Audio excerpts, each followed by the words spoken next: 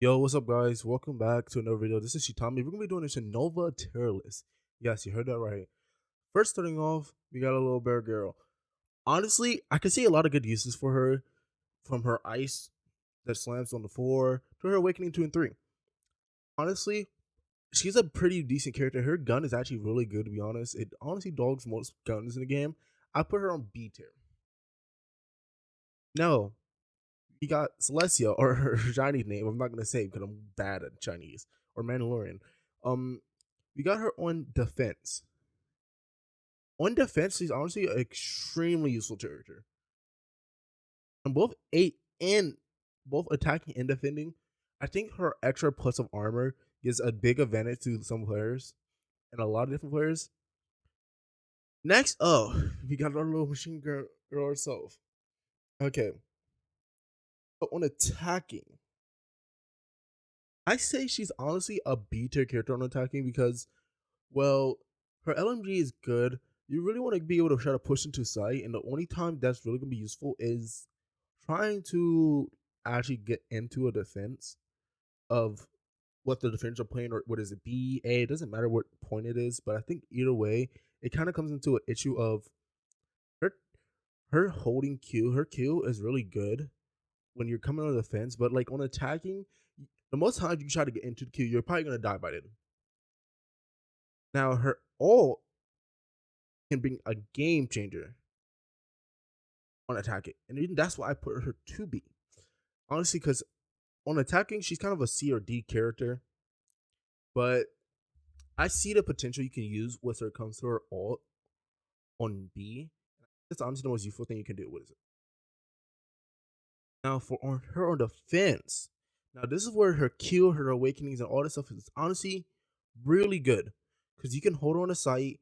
It'll be hard to push in with her shield, her defense, and then her ult can really push somebody back from rushing in sight. From the fact that you have to push over the flames, they can so many ways you can push back, hold a site down. Like she alone can hold down a site. And for next, we got Nagabata. See, I say Nagabata is best when it comes to actually playing attack or defense, but you can't play him on one side. So basically, his wall gives you such a big advantage. Like you go try to go right past the wall, you're getting beamed in the middle of the wall.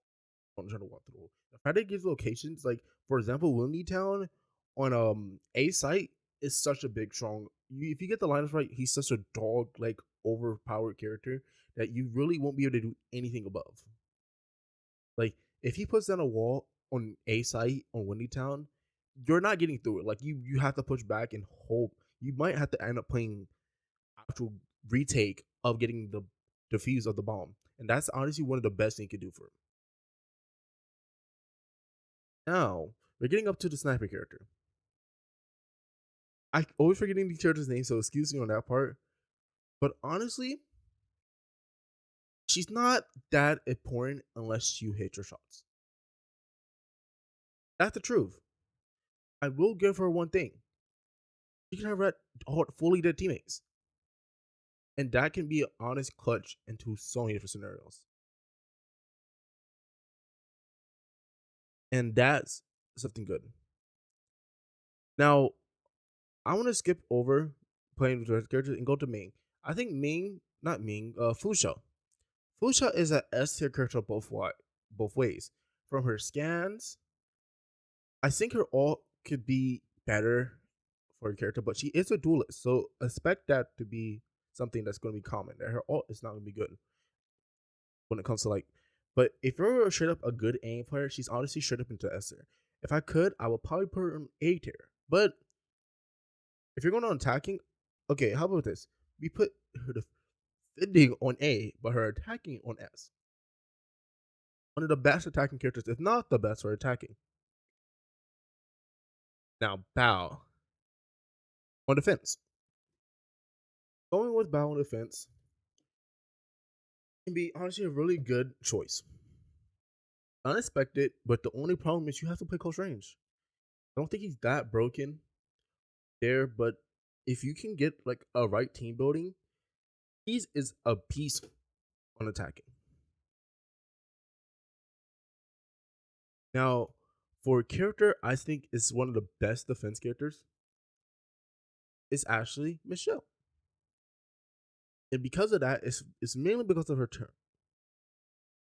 not her turn, but her cameras. These things may not do a lot of damage, but it can give you. It's kind of like a secret way to scan people. Put it somewhere in a good spot, and you're gonna know they're there once you see the damage come out. And I think that's honestly something a lot of people sleep on in this game, and it honestly needs to be used more. For her, I say she suits her. Her gun is fast when it comes to like a DMR and a sniper type, and I think it's something a lot of people need to look out for, but it's honestly not good enough for anything else. Her scans are kind of weak. I just don't think she's good for what she is.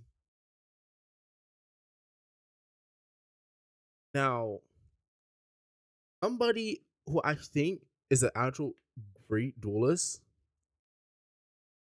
but has some issues, it's me. I say play your card right, or if you don't, you're gonna get like messed in the face. You're gonna go down, guaranteed.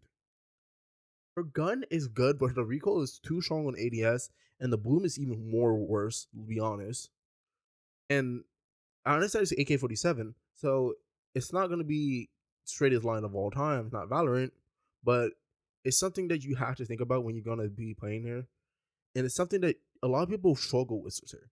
It makes her honestly good and bad on rank situations, but most people in rank will try to avoid her because she doesn't really bring anything to the table. Her gun has some of the best damage in the game if you can actually hit your shots.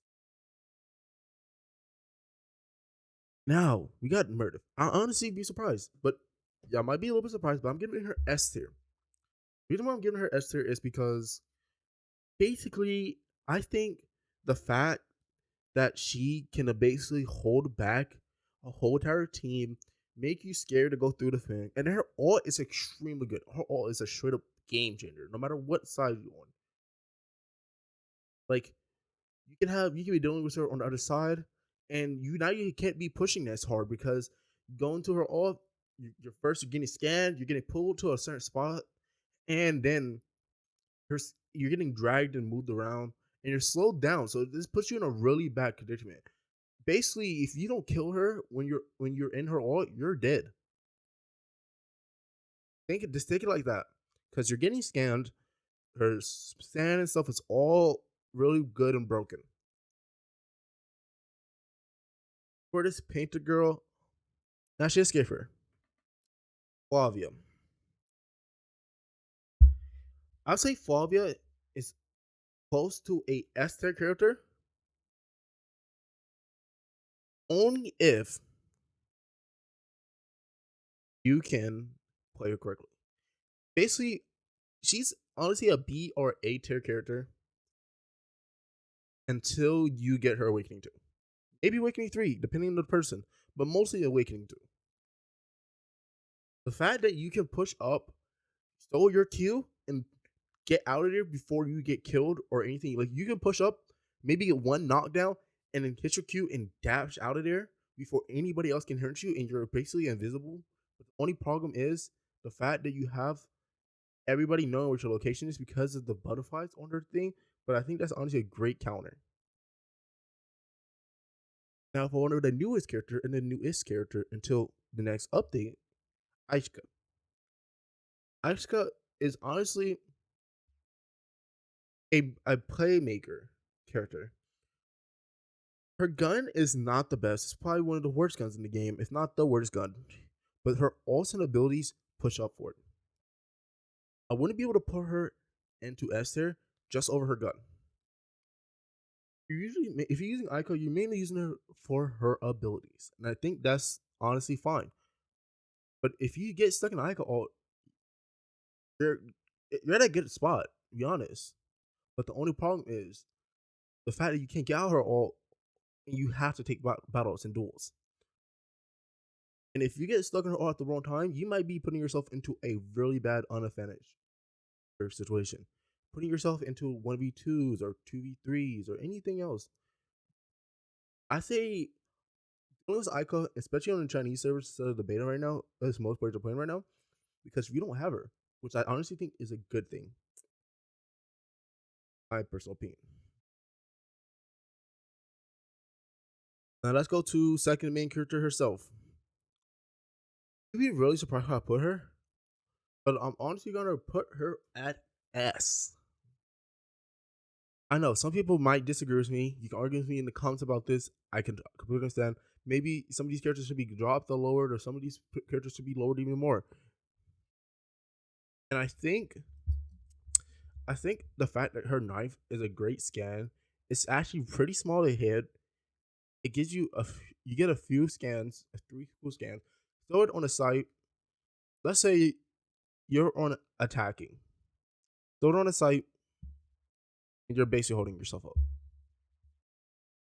But then you only have one risky scenario. The fact that her ult is like, it's good to a point, but the fact that it's only a short line and that the line is very suitable is when you get out, you're either one getting a good kill because they didn't expect you, or two, they're waiting for you to come out that line. And once you come out that line, you're either gonna win that battle or lose that battle. I don't think she has any advantage. I think her ult is probably one of the most balanced ult in the game. I could see it getting nerfed. I could also see it getting buffed. I think she's perfectly at a spot where I could say she's S tier, or maybe even A tier, and I think that's gonna be fine the way it is. Now this character, yeah, I don't even need to say anymore. Some people can disagree with me in the comments, but in my personal opinion, he's garbage. Now for our last character, her gun is a DMR. And or is it assault rifle? But it's really not the fastest gun you can see in the time. It's sort of most characters in here, and I say it's good for what you can use it for. It honestly depends on the player. For this standpoint, I'm gonna put her on B. Now on defense, I say she's A, and the fact is that you can hold a angle and push people back hard. Getting hit with her bullets are gonna hurt, and I think that's honestly one of the best things you can have in the game. Now Aika, I'm thinking over again. I want to give her B tier, but her ultimate abilities really push her up to A tier. But I'm gonna keep it the way it is for that fact. Now, I want to rearrange some things.